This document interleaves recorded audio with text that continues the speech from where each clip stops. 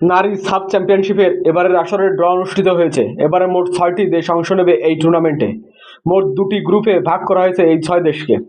এবারের টুর্নামেন্টে বাংলাদেশের নারী ফুটবল দল রয়েছে গ্রুপ বিতে।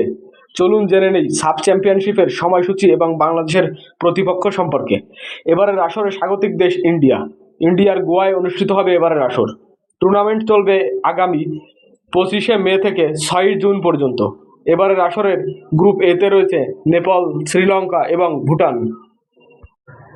গ্রুপ বিতে রয়েছে ইন্ডিয়া, বাংলাদেশ এবং মালদ্বীপ।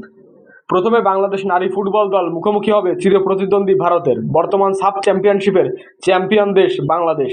ট্রফি ধরে রাখার মিশনে বাংলাদেশের শক্ত প্রতিপক্ষ ভারত এবং মালদ্বীপ।